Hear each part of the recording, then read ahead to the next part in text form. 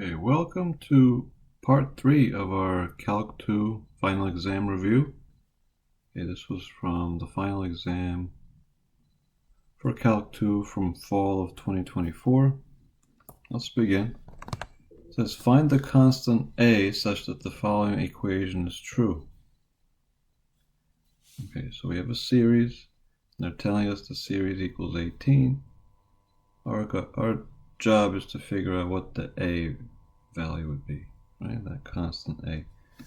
So let's write this out. We have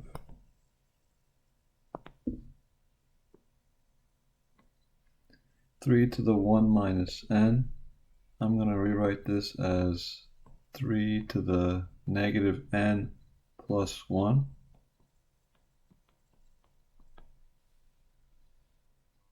And then we still have a to the n plus 1. Okay, so just going to rearrange this a little bit to get it in a form that I can start to understand a little better. Okay, so when I see 3 to the negative n plus 1 power, I think of that as 3 to the negative n times 3 to the first, right? Because then that allows me, when I multiply, right, product rule, to add exponents. So I'm just kind of reverse constructing that, or deconstructing it. A to the n plus 1, similarly that would be a to the n times a to the first. Okay, so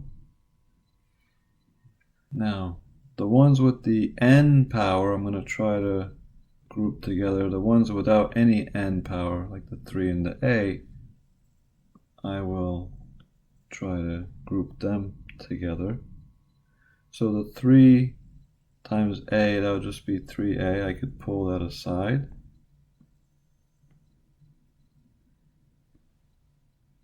And so now for my 3 to the negative n, I could rewrite that as a denominator term. A to the n would stay in the numerator, right? Using my negative exponent property, I could bring this to the denominator. Okay, and then just realizing that because these are both to the n power,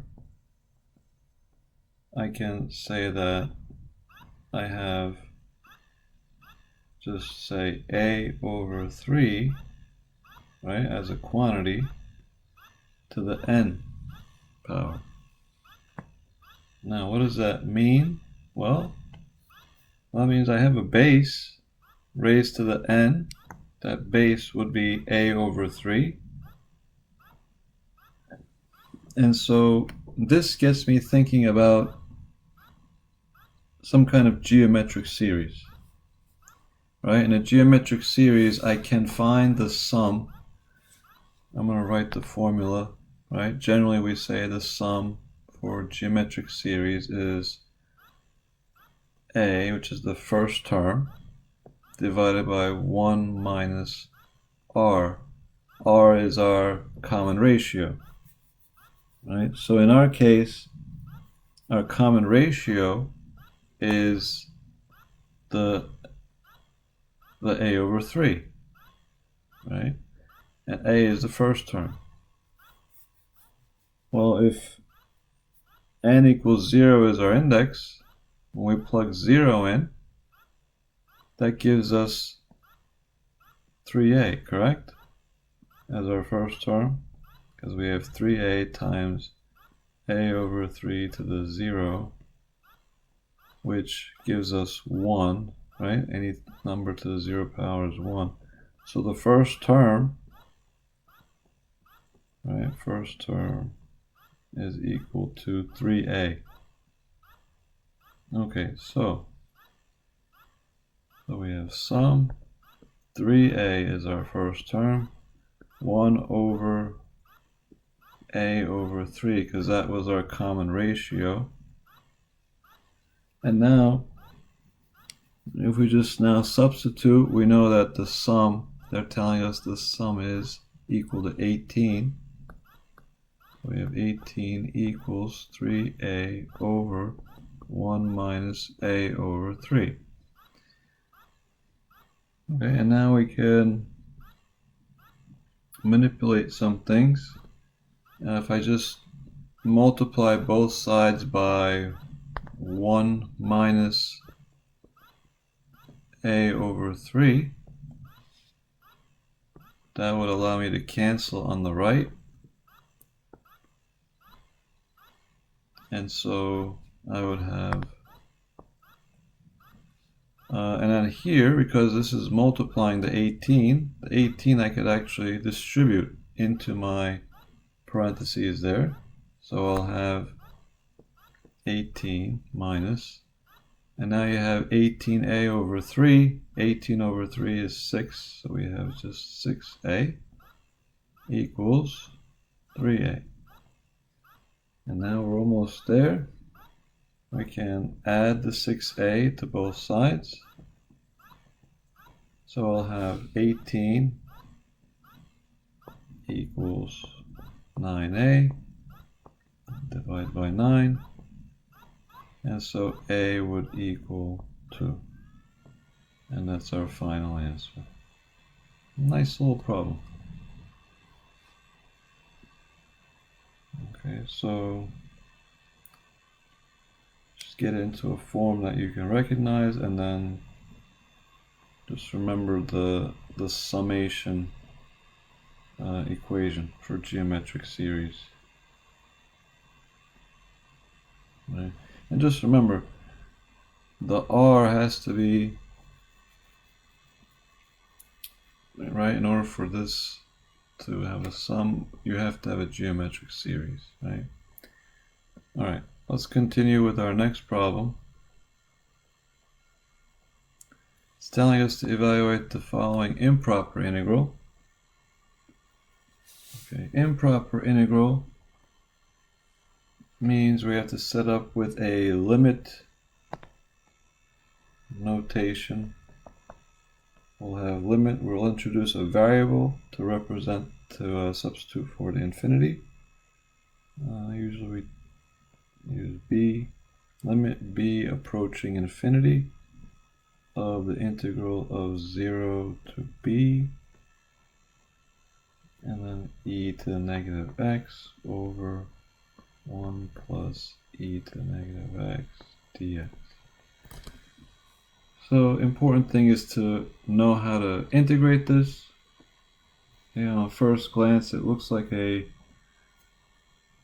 u substitution where my u is the denominator, and then if I take its derivative I have some version of it in the numerator, so it could be a ln. Let's take a look. So I can set up my u over here. U is 1 plus e to the negative x, and therefore du, derivative of constant, is 0. Derivative of e to the x is e to the negative x is e to the negative x times negative 1 dx. Okay, I don't have a negative e to the negative x, so I have an e to the negative x. I multiply both sides by a negative, so I have negative du equals e to the negative x dx. Okay, perfect. So let's do our u substitution.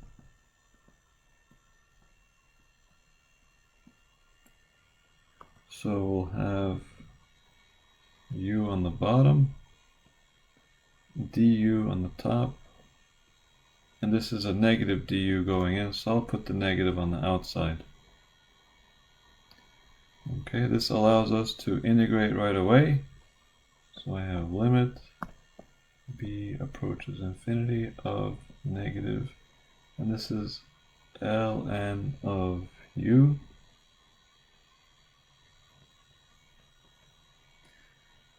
And we will now substitute back in. So we'll have limit b approaches infinity of negative ln 1 plus e to the negative x.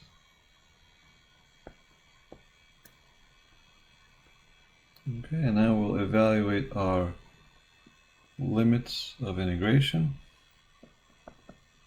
Limit b approaches infinity, negative ln of 1 plus. Now e to the negative x I know is 1 over e to the x. So when I plug in my b, I'll just say this is 1 over e to the b. Okay, minus, again, negative ln 1 plus 1 over e to the 0. Okay, it's important to kind of picture that, right? Sometimes we lose focus of what e to the negative x means. So just remember e to the negative x is 1 over e to the x. Okay, and so now we made that substitution. So now think what happens. We're going to apply the limit. So negative ln 1 plus 1 over e to the, now as b approaches infinity, so if I picture my infinity there for b, minus a negative is plus ln 1 plus 1 over, and e to the 0 is 1. Okay, so now think about what this means. So you have 1 over e to the infinity. E to the infinity is very large, so that means 1 over something very large. This is approaching 0. Right? Top stays as 1, but the bottom e to the approaching infinity, that's going to turn to 0. So we have negative ln of 1 plus ln of, this will be 1 plus 1, so 2. ln of 1, we remember that to be 0, right? So this is 0, and so we end up with just ln of, and then absolute value 2 is 2, so this will just turn to ln of 2. That's our final answer. Okay, let's take a look at our next problem. Determine if the series converges or diverges. State which test you are using. Now, in a series like this, sometimes we could use a test known as the nth term test for divergence. Okay, now the nth term test for divergence is very simple. Okay, we just take a limit as n approaches infinity for our expression.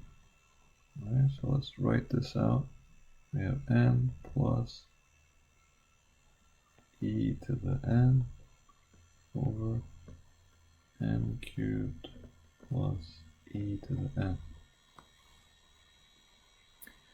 And so remember, as we take a limit like this, the goal is to see, does the limit approach 0? Right? If the limit does not approach 0, right? If the limit is not 0, then we say that the series diverges. And that's the only thing it does. Right? That's the only thing that this test does. Okay, now when we take a limit like this, remember you're going to divide everything by the highest power term in the denominator. Okay, so the highest power term in the denominator is the e to the n, not the n cubed, right? So we're going to divide everything by e to the n. And now we start to examine what happens. Right, so we basically have we have n over e to the n plus, this will turn to 1, n cubed over e to the n, and then this will be 1 as well. And think about what happens when you start applying the limit of n approaching infinity. Right? You have linear over an exponential. Right? This will go to 0. Right? Denominator will outgrow the numerator. Okay, so this will go to 0. Cubic, and you have exponential. Same thing. Exponential will outgain the cubic every time, so that'll go to 0. So you have a 0 plus 1 over 0 plus 1, which is equal to 1. Okay, and we say since the limit is not 0, right, limit is not 0, and then this means that series diverges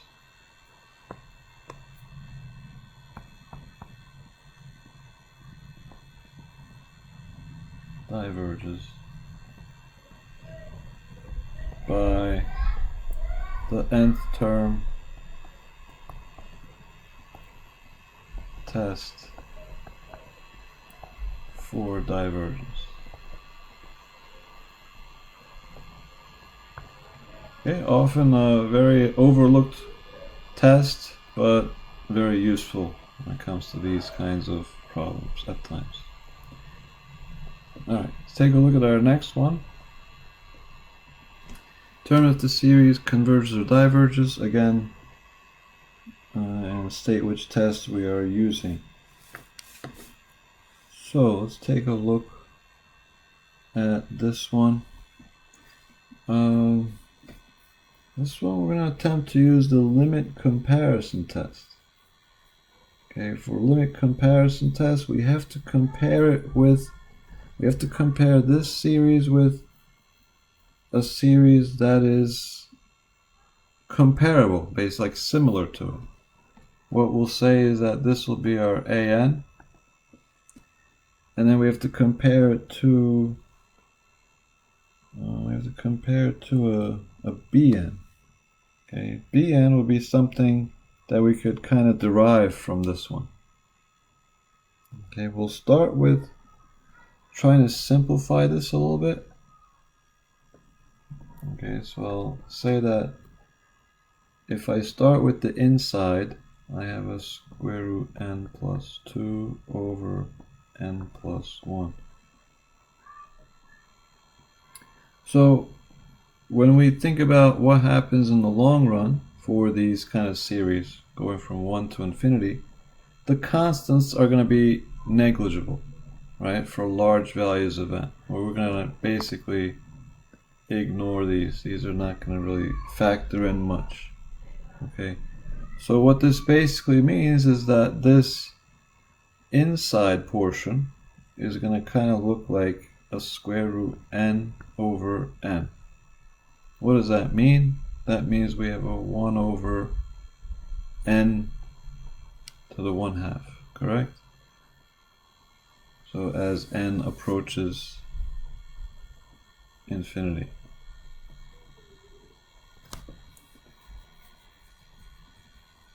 Now, we have to also factor in that we have this to the 4th power. Okay, so let's add that to the mix. So we have 1 over n to the 1/2 to the 4th power. So that will still be 1 on top, and then if we just multiply, that gives us n squared. Okay, so in all essences, our Bn is going to be 1 over. Is going to be summation of 1 over n squared.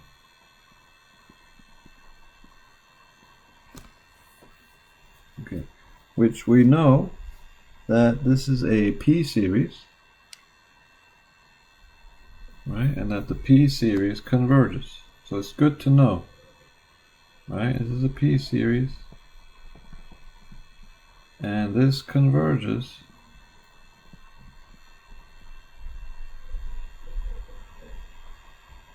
if P is greater than 1, which it is, right? So this is a convergent series. So what does that mean? That means our whole goal is to prove that this is a convergent series with our limit comparison test. Okay, so we have to calculate our limit. Okay, so the goal is we're going to do a limit of n approaching infinity of an over bn. Okay, and then if this gives us a finite positive limit, then that means because our bn converged, an is also going to converge. Okay, that's the condition for limit comparison test. Okay, so let's go through this. We're going to set this up. We'll have square root of n plus 2 over n plus 1 to the fourth. And then what we're comparing it to is the 1 over n squared. Okay, what this really means, we're not going to keep writing it like a complex fraction like this. Divided by 1 over n squared, keep, change, flip. I can write this as n squared and then square root of n plus 2 over n plus 1 to the fourth. So I'll have my limit, keep going with the limit notation, n approaching infinity. Now if I want to go further with this, I'm going to change the n squared because I want to kind of fold this into this quantity, which is raised to the fourth power. So I'll change the n squared to, and say that it's going to be n to the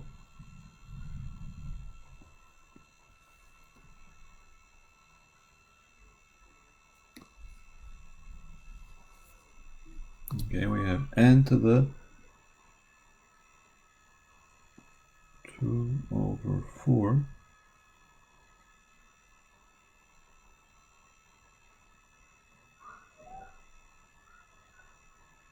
right. Now that's when we fold this in. Picture like we're folding this in. This will be n to the 2 over 4, right? This is like a fourth power, right? So what ends up happening is we'll have that fold inside. It'll turn into a n to the 2 over 4. Okay, and then this will be square root of n plus 2 over n plus 1. And this will still be to the fourth. Okay, which will just be n to the 1/2 times square root of n plus 2 over n plus 1.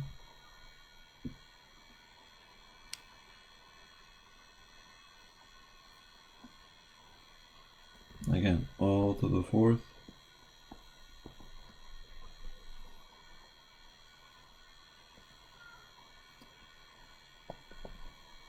Limit and infinity. You have a square root of n. This is our square root of n, right? In fact, we don't have to write it as n to the 1/2. Just write it as a square root of n. That's going to end up going to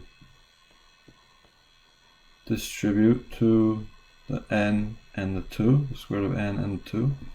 So this will turn into n plus 2 square root n over n plus 1 to the 4th.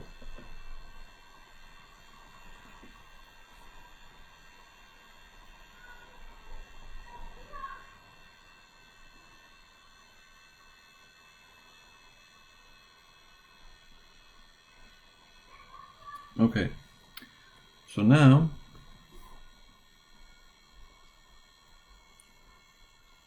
we are ready to apply our limit. Okay, we could worry about the fourth power in a few seconds. Okay, so picture that we are just going to do the inside part. So we'll have limit as n approaches infinity of n plus 2 root n over n plus 1. So divide everything by the highest degree term in the denominator, okay, which is the n. So divide everything by n. Okay, so what ends up happening? Well, we have a 1 plus, this can reduce a little bit, so we'll have 2 over a root n, and then we have 1 plus 1 over n. Applying our limit as n goes to infinity, we see that this will go to 0, and this will go to 0. So we end up with a limit of 1 over 1, which is 1. Okay. Now, we don't forget about the fourth power,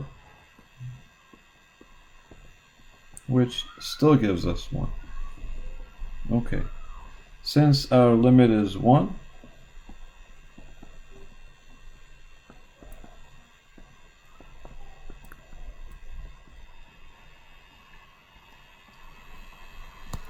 okay, and it is a finite positive number, and that's the major condition, finite positive number.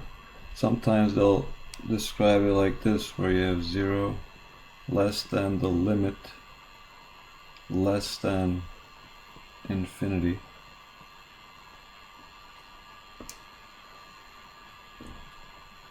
Okay, and we say and Bn converges